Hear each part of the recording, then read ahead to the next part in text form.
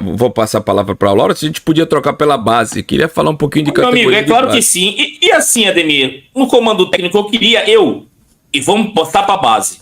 Eu queria saber da Laura, por ser grande conhecedora do que acontece na base do Santos, se há a possibilidade realmente da manutenção do Fabrício no Sub-17, do Helder, depois dessa valorização de fora para dentro, né, de ir para a seleção, se tornar o treinador do Sub-20 e, enfim, haver uma troca, né, nesse Sub-20 que está numa mesmice. Eu não acho que teve evolução no trabalho, e aí a gente já pode passar para esse outro tema que boa, tô louco para saber a opinião dos amigos a respeito desse número de contratações que teve na base. Mais de 70.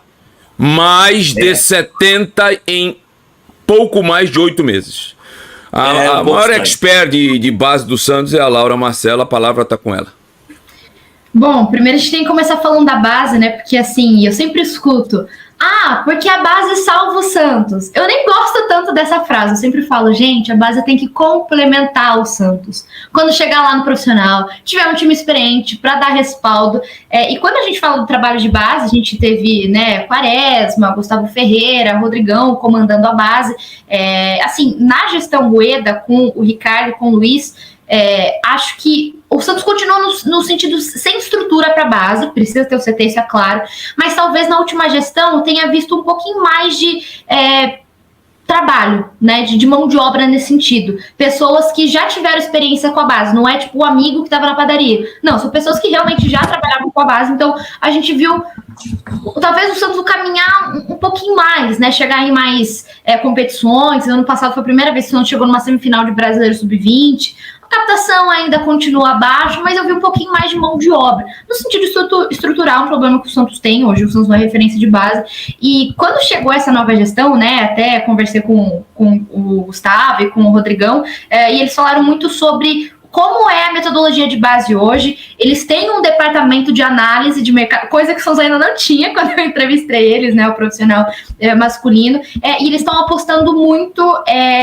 também nesse sentido do Santos no mundo, né, dessa internacionalização. A gente viu já os bolivianos, claro, mas a gente teve Profeta também, o Vidia Real, tem o angolano agora pro Sub-15, só que é estranho, né? Eu sempre tenho o costume de todo dia, pelo menos uma hora, entrar no bid. E bidar, e só bidar jogador da base. Eu fui fazendo um levantamento. Amanhã, no Diário, a gente vai subir meio-dia uma matéria, né? Com os novos chegados. Agora é uma dupla que teve passagem pelo São Paulo, o Enzo Bauer, enfim. E também o Adrian Silva Bezerra, que era do Corinthians, teve uma passagem no Atlético Paranaense. E eu fui anotando. Fui fazendo um levantamento desde o começo do ano. Eu sempre tenho essa mania, né, de anotar. E, gente, são 72 contratações para base. E se você fala assim, não, mas se saiu muitos jogadores é uma coisa, mas saíram 48, né? Entre os que estouraram a idade, o Santos liberou, que já não vinha ganhando minutagem, o Santos rescindiu. Então, assim, é quase que o dobro, né?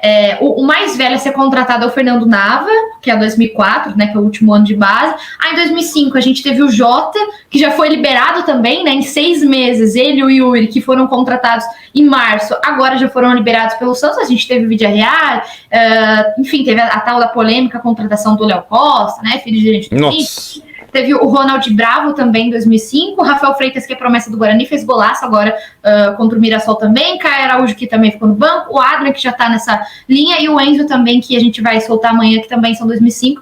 Aí 2006 continuou ali a mesma linha. Acho que chegou um colombiano hoje lá, não chegou, Laura? Um colombiano na base? É o Ronald Brabo, né? Já tá atuando, enfim, já tá à disposição. Dos jogadores de 2006, acho que é destaque para o Profeta, para o Marcelo Torres, que finalmente pôde assinar, passou pela mesma tour de Miguelito, Enzo, esperado há 18 anos. Do Guilherme Bahia, que também chegou agora, marcou o gol pelo Sub-20. Acho que em 2017 a gente teve a chegada do Gustavo Assis, que assinou o primeiro contrato profissional, zagueiro, o goleiro Nabil, enfim, a gente teve outros jogadores que não tem tanto destaque. E daí vai aumentando um pouco mais, né? 2008, 2009, que é sempre pro Sub-15, muitas contratações mesmo. E o 2010 que foi para a categoria sub-14, que para mim hoje é que menos empolga, acho que é que menos desempenha, a gente teve mais chegadas, e eu até escutei do pessoal da base que é realmente um teste, porque eles estão tentando encontrar. De saídas, assim, que marcaram, acho que só o Diogo Corrêa, por exemplo, estourando idade para base, o João Inácio, que era um goleiro que já estava há muito tempo, né, o Luiz Eduardo, que também era um zagueiro, enfim, acho que de saídas não teve nenhuma tão sentida assim, E agora, eu fui fazer até o levantamento, né, de quantos jogadores da base tem registrado na Federação Paulista. Aí vai dos jogadores que desde o subfralda até o 2004, que é o mais velho, que é o Fernando Nava, e são 289, né, pela minha última atualização. Então, assim, são muitos jogadores registrados. O que eu vejo de ruim nisso? Quando você tem uma categoria inflada, você não consegue testar todo mundo, você não consegue saber quem que veio, e passa até uma sensação ruim, né? Nossa, será que o cara tem um empresário bom? Você vai olhar o retrospecto, nossa, mas jogou por times de menores de expressão, enfim. Então, assim, eu acho que o Santos acertou em algumas. Até curioso ver o Santos contratar jogadores de time rival, como, por exemplo, o Enzo, o próprio Adrian, enfim, que a gente vai subir matéria amanhã. Inclusive, no ano passado, achei que faltou muito essa captação para o sub-20. Então, acho que essa captação para o sub-20 aumentou, melhorou, contratando promessas, mas ainda assim teve outros que a gente não entende a contratação, inclusive até aquela da polêmica e tal, né, do Léo, enfim, que não tem nada a ver com a história. Para o sub-17, acho que o Santos acertou em algumas também, mas acho que tem muito do trabalho do Helder. E agora a questão do Fabrício no sub-15, ele encontra com diversos jogadores, acho que perdeu um pouco da espinha dorsal, né, muitos desses jogadores estão no sub-17, mas só para quem está aqui entender, para mim o ideal seria o Santos ter uma espinha dorsal, jogadores que ficam no banco que tem a menor minutagem. A gente até brinca, né? O ano bom, o ano ruim do menino da base, por exemplo, é o ano ruim do Nadson no sub-17, né? Então, assim, primeiro ano ali, um sub-16, então tem muito dessa coisa da adaptação também. E quando até o Vitor Hugo me perguntou sobre o comando técnico, diferente do Fabrício, eu acho que o Helder tá fazendo isso agora, com o Orlando Ribeiro, a gente não consegue ver ele potencializando os meninos. Então, não só a questão de captação que vai fazer a diferença, é a questão de você potencializar nos jogos, é a preparação física, é como o Santos cuida psicologicamente dos seus jogadores, se tem assistência social, se o menino tá indo para a escola, e eu escutei que essa é uma nova metodologia, filosofia no trabalho dessa nova gestão de base, acho que isso é muito importante. Acho que tem algumas coisas que são um pouquinho mais rigorosas, do tipo, tem que ter bandeira, tem que cantar o hino, umas coisas assim que cria, óbvio, uma identificação, mas acho que isso tem que ser um processo natural. Acho legal essa integração que o Santos tem com os ídolos também na base, ali do dia a dia. Vejo coisas boas e coisas ruins, mas ainda vejo categorias muito infladas. Então você tem a espinha dorsal, jogadores que vão entrar no banco vão ter uma minutagem ali, vai ter os jogadores do ano ruim, digamos assim, e vai ter jogadores que não vão jogar. E aí, o Santos perde, os atletas também perdem, mas vejo, né, acho que está muito cedo ainda para dar uma nota, né, para a gestão da base até então, mas eu considero assim, meio a meio, né, vejo coisas boas, vejo coisas ruins, acho que o entorno político acabou aumentando nessa gestão, foi algo que veio muito à tona, né, verdade. Então, jogador de empresário e tal, tem uns que você olha o histórico e realmente fala, putz, esse, né, parece uma boa aposta, né, foi destaque da primeira fase, por exemplo, o angolano, no Catanduva, né, foi destaque na primeira e na segunda fase lá, é uma coisa, né, e acho bem legal essa coisa da internacionalização também, né, o Santos já fez diversas vezes de levar torneio sub-13 lá na Rússia, teve a própria Quality Cup, que era para ter levado uma equipe de base mesmo, mas juntou o base não aproveitados, que para mim foi totalmente errado. Uma barca furada, Laura, com todo respeito.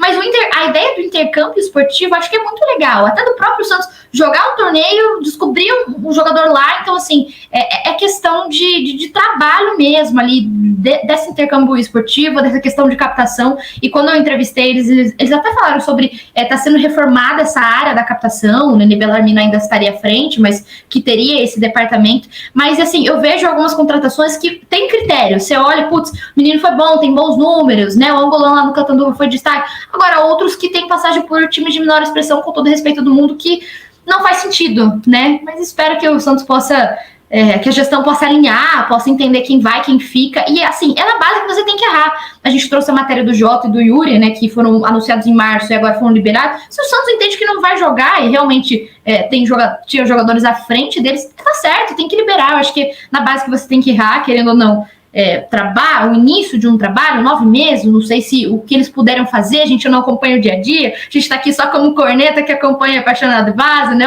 o Wander de saia, como vocês brincam, mas essa é a minha avaliação aí das contratações de base, então amanhã, meio-dia, aí no diário vai ter o levantamento completo e atualizado. Vitor Hugo, vou dar uma de Chico Anísio, hein? Eu queria ter uma filha assim, uma salva de palmas, porque a Laura deu uma aula de base aqui, cara. Deu uma aula, cara, deu uma aula. É showwoman, deu uma aula. E vou aproveitar... Peraí, deixa eu só falar uma coisa. O que ela falou sobre a não potencialização de atleta sub-20, desde que o Orlando Ribeiro chegou, eu tenho isso, pra mim é perfeito. Perfeito. Sentença perfeita, isso aí. Perfeito. Que jogador que passou pelo sub-20, Patatia melhorou a finalização? Não! Outro, se você pegar e ver, jogadores tiveram sequência dentro da sua própria posição... Tem cara que me pergunta, que posição que joga um bom tempo, Vitor, que tu elogia? Eu já vi ele jogando de volante, de meia, de aberto, né? E às vezes essa versatilidade não é positiva. É pelo lado, né? Inclusive vai renovar, a gente trouxe isso no diário. Laura, vou aproveitar mais um pouquinho de base para te fazer 3 perguntas, tá? Uma, se você tem a quantidade de jogadores de sub-20. 2. A segunda tá junto com a terceira. Bernardo e... Tem mais um aí que eu tenho interesse de saber. E Matheus Lima. Qual é o patamar que estão... O Bernardo, por que não consegue engrenar na parte física? E o Matheus Lima, que era tão decantado, por que não desabrocha? Essas 3 questões aí para me passar pro Vitor Hugo e pro Giovanni.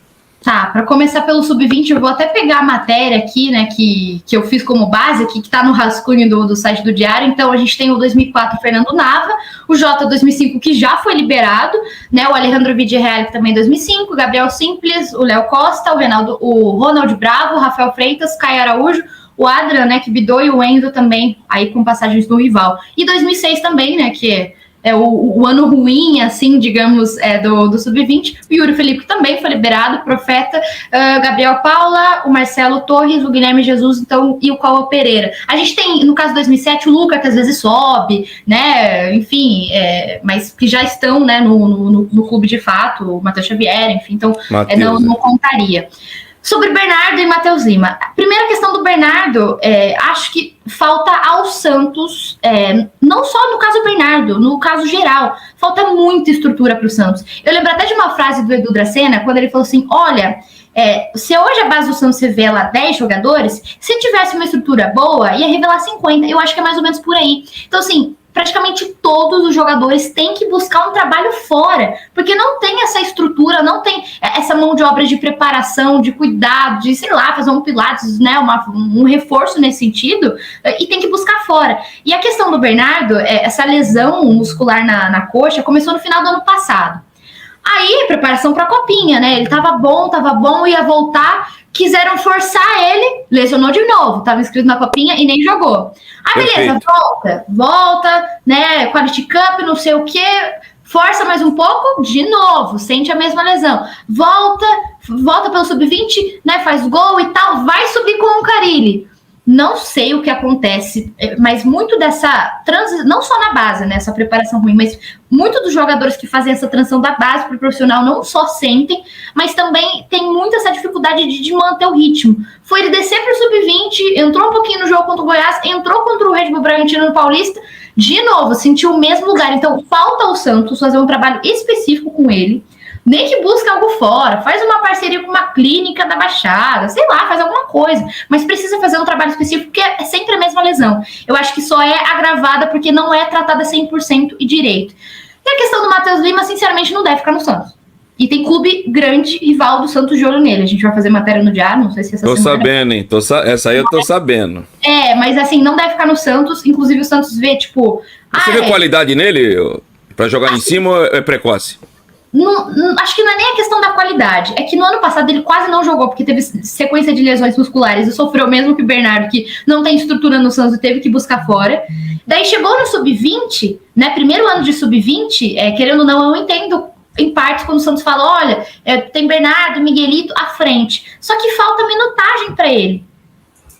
Falta minutagem para ele. O Orlando Ribeiro mal coloca ele nos jogos. E sem contar que ele já colocou, às vezes, ele como atacante em outra posição. Então, isso também tem irritado o staff dele. Não só em jogar fora de posição, mas ele não ganhar minutagem. E a questão do Matheus Lima também acho que é física. Assim, até o Farinha traz essa discussão aqui no Happy Hour, lá no Diário, sobre ele ser baixinho. Não sei se o Santos deveria fazer algum trabalho de crescimento. A gente tem a questão do Soteldo, de outros jogadores, né? Mas a questão da estatura também acho que pode ser algo que fisicamente possa prejudicar ele. Sempre vi qualidade. Gente, a seleção do Catar, uma vez, queria pagar milhões para ele se naturalizar lá. Então, assim, acho que talento não se perde, faz parte do processo. O que eu escuto é que ele tem cabeça muito boa.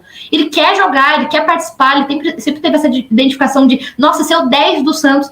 E acabou, aí não só, o Santos acabou perdendo aí o trabalho. Muita gente fala do Caô Basile, eu tenho medo de acontecer a mesma coisa, né? Inclusive a gente trouxe matéria no Diário que o Santos está estudando uma parceria com o Neymar Pai para ter um projeto esportivo para ele. Pensamos igual, minha filha, pensamos igual. Ou de medo, será, assim, óbvio que parte do atleta querer participar, isso eu sei que faz parte do dia do Mateuzinho querer jogar e querer estar no Santos, parte muito do atleta, só que o Santos também tem que oferecer toda a estrutura para dar um projeto esportivo para o menino, né? Ele vai bem na escola, vai ter a melhor preparação física, vai ter trabalho psicológico. Então, assim, esse é meu medo quando eu falo do Caio Basile. Será que eu tenho certeza que ele quer, ele já tem, desde novo ele já tem essa identificação, mas será que o Santos também vai ajudar? E se um dia ele acabar tendo alguma lesão? Será que vai ficar nessa de ficar sofrendo lesão, nunca voltar 100%, ter que buscar um trabalho à parte? Então, essa é a minha preocupação com a base também.